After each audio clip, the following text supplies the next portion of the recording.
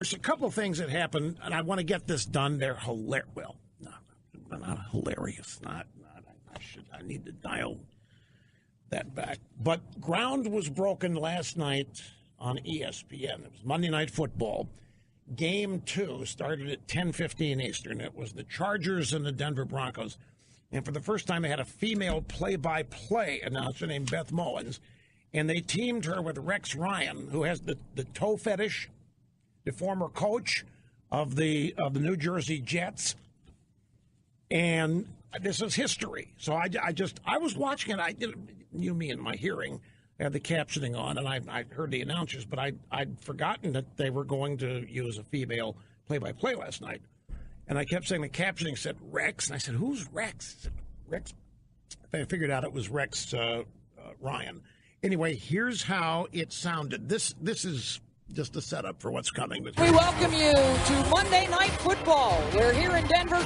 It's 47 straight years of sellouts and another packed house expected tonight in the Mile High City for the Broncos and the Los Angeles Chargers as they start out the new season on the road. And we welcome you to Denver. I'm Beth Mowins, along with Rex Ryan. All right, that's pretty cool. Female announcer, play-by-play, ESPN, NFL, groundbreaking.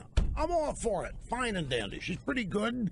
By reputation, I've never heard her do a game, but they say she's pretty good. But they brought over a sideline reporter last night. I'm not laughing. His name is Sergio Dip.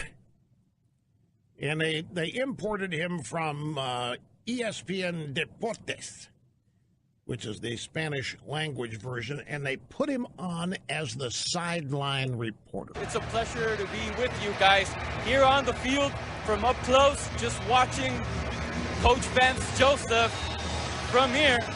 You watch him now on the screen. This diversity in his background is helping him a lot tonight. Quarterback at Colorado, defensive back in the NFL, and here he is having the time of his life this night, making his head coaching debut. Because he has a lot of diversity in his background. Okay? And then after the game, the guy was, they panned it. People making fun of the guy said, who is this guy? Why did he, this is embarrassing. This guy doesn't know what to do his job. So after the game, the guy was in tears talking about diversity and immigration. It's been a couple of hours now trying to digest. Wait a sec. Don't play it. Don't play. We don't have time, folks. I've got to take a break. I misread the clock here by 1 minute, but I promise to get to this. Don't go away. Hang on. I just have one question, folks, about Beth Mowins in the ESPN booth. If they wanted real diversity, they put me in there. But never happened. How can any self-respecting, caring woman stand by as these players risk concussion and brain injury for our enjoyment? Just beyond the pale. Yeah, greetings to you once again, music lovers, thrill seekers, conversationalists all across the fruited plain. Time for Broadcast Excellence, hosted by me, your guiding light, Rush Limbaugh, here at the Limbaugh Institute. We are on the left coast this week because of the situation involving power and phone lines at the EIB Southern Command. Telephone number 800-282-2882 if you want to be on the program. And folks, I really have to apologize about the clock situation here. We had to make a mad dash, and this move was not contemplated at all. And the last soundbite I tried, I thought I had a minute and a half instead of 30 seconds, and it's my bad, and it's very unprofessional, and I apologize profusely for it. So what I want to do is go back and play these two soundbites back to back and explain to you what people, I mean, this has become the talk of as much of what ESPN has been doing lately. In their effort to somehow reach a majority of Americans by going diverse and whatever they think it is that unites the country, it isn't. They're losing subscribers, they're losing audience, and they're losing money, and it's dragging down Disney. And it's all because they have an erroneous assumption of what it is that makes this country, what it is that constitutes the country, and how our greatness is defined. And diversity is not skin color, that's surface. But that's how they look at it. It's quotas. What's our number of African Americans? What's our number of Hispanic females? What's our number? And if the numbers match and it fits some population chart, then fine and dandy. But when you start getting into diversity of thought, there isn't any at ESPN, and there isn't any in the drive-by media, and that's why they're floundering. So they talk diversity and they preach it, but there isn't any. And in service of their definition of diversity, they are not finding the best. They're not finding the most talented. They're not finding the most professional. And as such, it's a disservice to the people they are charging a lot of money for to watch their network. They owe it to people to put the best they've got on, and their definition of the best does not include an assessment of talent. It includes their definition of diversity, which, and they say diversity is what made America great. It is not. Diversity had nothing to do with America's greatness. America's greatness had everything to do with morality and values and people's commitment to excellence and their desire to overcome tyranny, particularly religious tyranny. It had nothing to do with the way they looked or what their hair was or any of that. But that's how people, what makes America great is our diversity, and it's silly. And it's insulting to people to say that the only thing that matters about them is their skin color. The only thing that matters about them is their heritage. I mean, those are identifiable characteristics, and they have nothing to do with the kind of person someone is, unless people are talked into letting those things speak for them rather than who they are. And that's one of the inherent dangers of all of this. So in service to this definition of diversity, they went out and they've gotten people who they think will impress the audience. Look at ESPN. Look at the diversity. Look at how ESPN cares. Look at ESPN has really got their finger on the pulse. What they're not doing is finding the best. And that's what this is really all about. I mean, this poor guy, Sergio Dip, I mean, they're laughing at this guy today, but he had no business being put on the sideline last night. It wasn't his fault for taking the gig. It's what he wants to do, but he wasn't ready for it, and that's what people are commenting on. And he ended up in tears after the program because people on social media making so much fun of him. Whereas I guarantee he went in thinking he was going to be a hero on social media because of the varied diversity and things that they use on the left to define greatness. So here is his first report when they first went to him to introduce him to the audience, and he's doing his first sideline report. They brought him in from ESPN Deportes. It's a pleasure to be with you guys here on the field from up close, just watching Coach Vance Joseph. From here, you watch him now on the screen. This diversity in his background is helping him a lot tonight. Quarterback at Colorado, defensive back in the NFL, and here he is having the time of his life this night, making his head coaching debut. Right, but the diversity poor Sergio Dip is talking about here is irrelevant to the guy getting a head coaching job. Got a head coaching job because somebody thinks that he can win football games and inspire players to win football games, not his diversity. But this is the way this guy's been trained. So this is how it manifests itself. So the minute this happened, social media erupted, and they started laughing and making fun of this guy. I didn't even know this had happened because, of course, I watch with the sound down because I can't hear it. So I read about it first this morning in the New York Post. I said, okay, what's this? So I looked into it. We got the audio soundbite. After the game, poor Sergio Dip was in tears, continuing to talk about diversity and immigration when his job was football. It's been a couple of hours now trying to digest what just happened to a 29-year-old Mexican guy like me. Born in Mexicali, Baja California, Mexico. But growing up in the American environment as a minority. A minority like head coaches Vance Joseph and Anthony Lynn. So what I wanted to do was to show some respect. Making my debut as a minority on American national TV, the biggest stage out there, on the most heartfelt day in this great country made up by immigrants, and on some people's perspective, it all went wrong. Well, now, what could have gone wrong? What does the guy think his job was? You can't blame this poor guy. Folks, this is how he's been educated. This is what's happening to your kids in school. This is what they grow up thinking is important, is what they're being taught.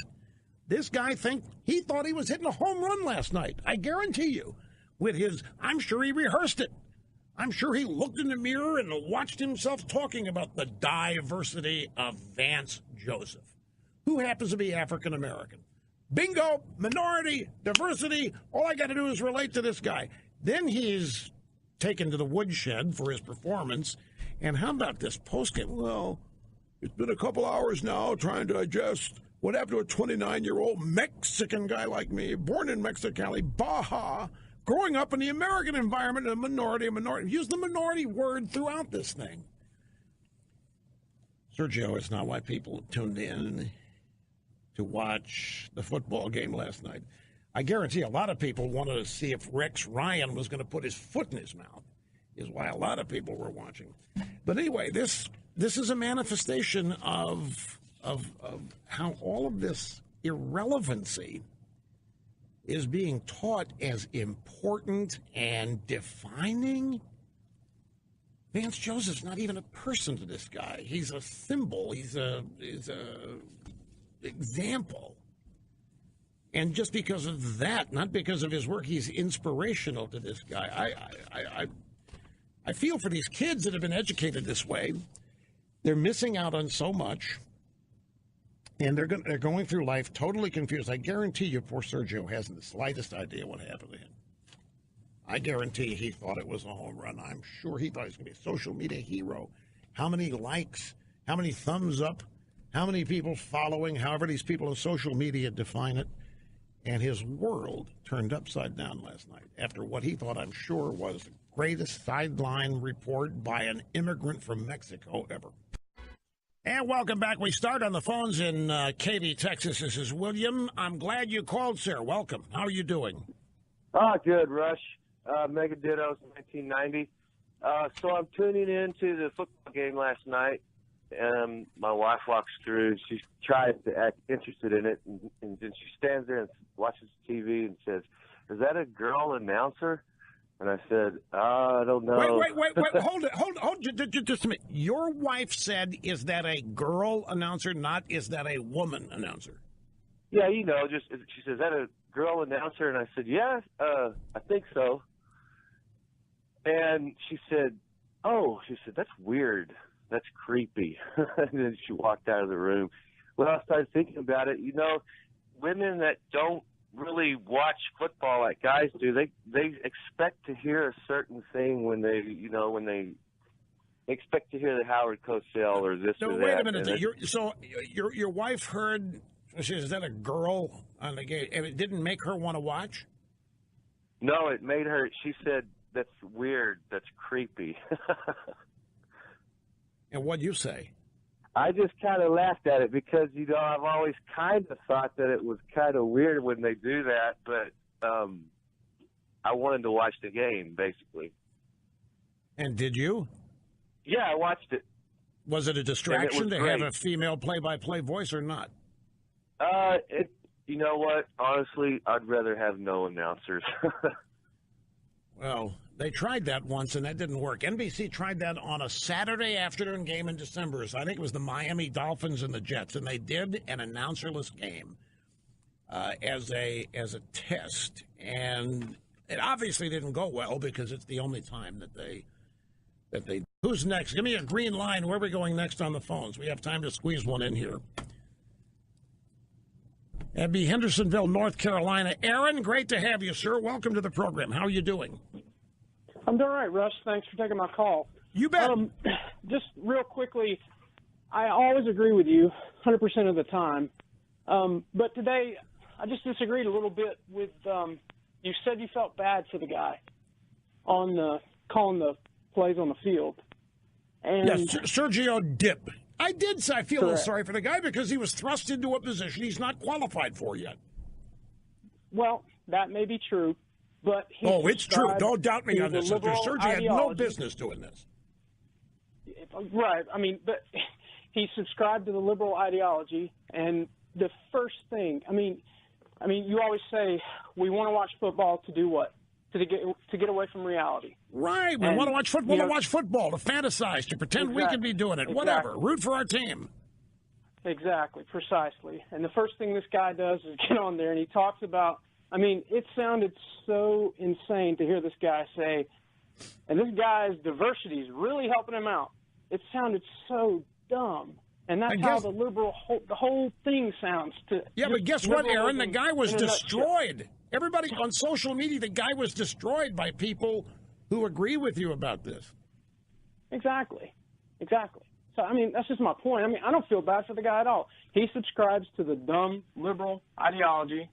So, hey, he gets what he deserves. Well, okay. Now, I understand that. Don't feel sorry for the guy. He believes in what he was doing. He believes in what he was saying. He said what he said. He meant to say it. It backfired on him. Don't feel sorry for him. But I do.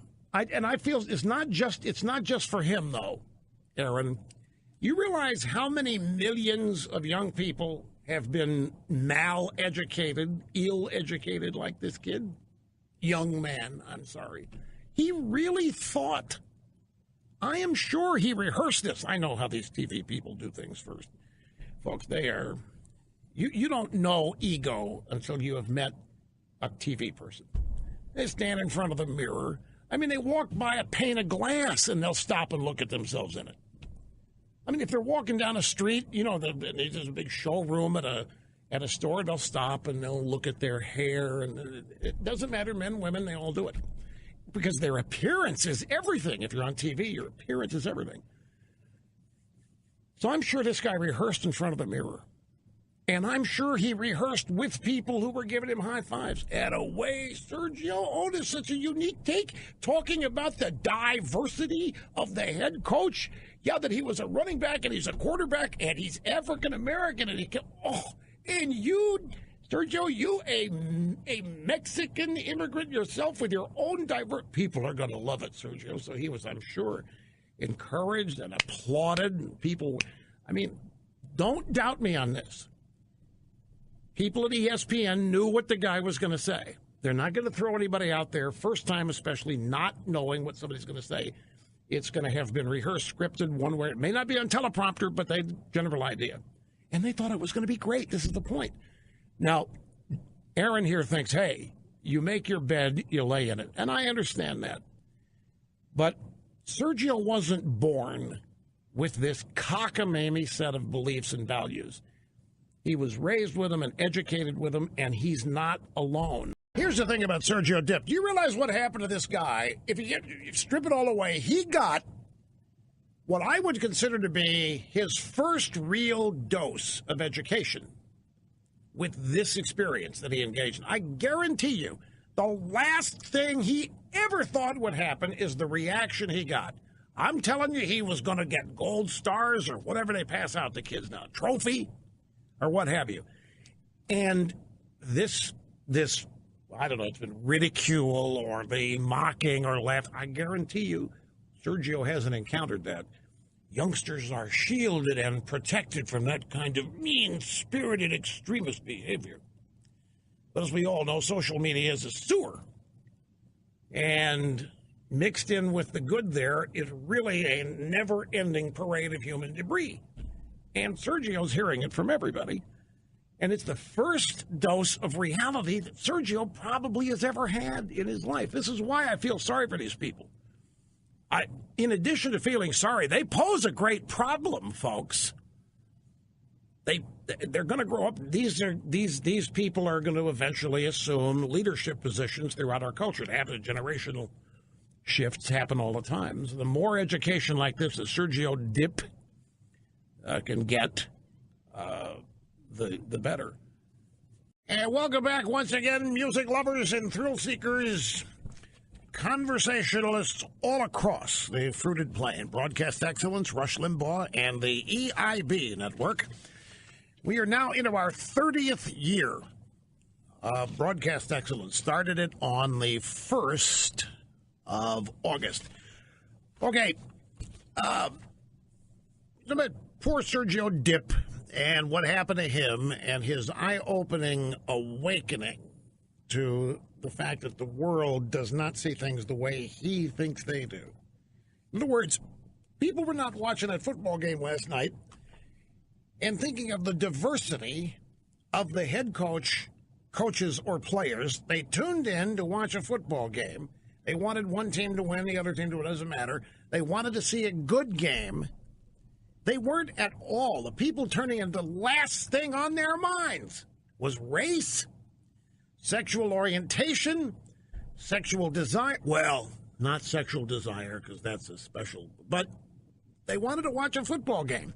They didn't want to be preached to about how some head coach got where he is because of diversity and all this sort of stuff. And they didn't want to hear the sideline reporter compare himself to the head coach. But Sergio believed totally differently. He thought he was hitting a home run. Talent on loan from God. Rush Limbaugh meeting and surpassing all audience expectations every day. Back to the phones. Matt in San Antonio. Welcome to the program, sir. How are you? I am doing great, Rush, man. Thanks for taking my call. Hey, I just wanted to. Sir. I feel really bad for this poor sideline reporter, this poor kid, because they're trying all this social experimentation in front of the wrong audience, and that's sports fans. And it's not that we don't like diversity, Rush. It's that we just don't care what color our running backs and quarterbacks are as long as they win. Because championships are won on merit. It doesn't matter. It doesn't matter what their sexual orientation is. It doesn't matter where their parents came. It doesn't matter if they just play well, entertain us, get our minds off things, make us wish like we could do things that they can do. I know all of that. You're exactly right. But this is all part of the forcing everything on everybody. It's the groupthink. It's only going to get worse. It's going to continue happening. Right. Sports is the ultimate free market. We don't care what color our coaches and players are. We just want them competent, and we hold our sideline reporters to the same standard. Let me ask you this, though, Matt. You come to the sporting and baseball, football, it doesn't matter. You don't care what the race of the players is, and you don't care about the mix, the diversity, and you don't care about you. They're your team. You want them to play well. You want them to win. But what happens to you if they keep talking about this stuff to you? If they keep, like somebody scores he comes from a racially mixed background. His father was 70% Mexican. His mother was 32% Romanian. Or however they do it, what effect is it going to have on you as a fan if they keep promoting this part of their agenda in it? They keep politicizing it to talk about their definition of diversity or how a kid was a victim and overcame this or that. What's effect going to have on you as a fan? Well, I think we're already starting to see that effect because ESPN's ratings are going right in the tank to the point where people of all colors, by the way, are losing their jobs. Diversity is actually costing jobs at ESPN. That's a good point. Quotas and all that. Here's my point with this, and I appreciate the call very much. I can't tell you the number of people over the course of this program's life or my life who've said to me, Rush, I've never been a racist in my life, but they're turning me into one. I can't escape it. Everywhere I go, they're pounding it at me. They're telling me about it. They're talking to me about it. They're telling me how I ought to feel about it, or they're blaming me for something. And I've always found that fascinating, that people thought that they were not guilty of any of these bad thoughts or injustices, and yet they kept being pummeled with it. And now with white privilege as a sign of the cross for Dracula and courses in white privilege, I mean, they're taking people to whom race really hasn't mattered to a lot of people, and they're putting it front and center. And when they keep doing this in sports, I think he's right. I think they already are seeing evidence of the impact. It's not just Kaepernick. That's just an element of it, not just the protests of the flag. There are many, many factors. Sports especially, people don't care about the politics of it, and they don't want to have it preached to them. So the ESPN subscribers are way down in the millions, and it's having an effect on Disney. And there are all kinds of examples of the way this encroachment is happening. I mentioned that I played golf Saturday with a very famous Hollywood actor, both movies and TV. And there's a story. Hollywood's box office this summer has been a tank. So I asked this seasoned, grizzled veteran of the stage and the screen, I said, what do you think is the reason for it? I saw a story this morning that the management of various studios is blaming Rotten Tomatoes. He said, what do you mean? Well, Rotten Tomatoes is crowdsourced movie rating system. And so people, before they rent a movie on iTunes or go to watch one, they'll check the Rotten Tomatoes rating. That's people have seen it. And it can affect whether they go see a movie or not. He said, that's bunk. I mean, there have been critics left and right in newspapers and TV for decades telling people whether a movie's bad or good. This is just, he thinks, he told me truthfully, he thinks that the decades of politicization of actors and actresses off the screen as well as in scripts is finally coming home to roost because people have other options to watch. Now, do you realize millennials, I saw something, this is TV executives going to read this and weep. Most millennials, and I don't know what the percentage is, most millennials do not watch TV live. In other words, they don't watch whatever they watch when it's broadcast. They stream it later when they want to. Now, for decades, we've all predicted that's what TV was going to become, and it has, but the networks are not leading it. The networks are still stuck in the same old model that they've had, and that's going to have impact on advertising. But if kids don't mind watching a movie on a 5.5-inch screen, oh, I have to tell you something. My first experience in a movie theater in 17 years was yesterday. Wow.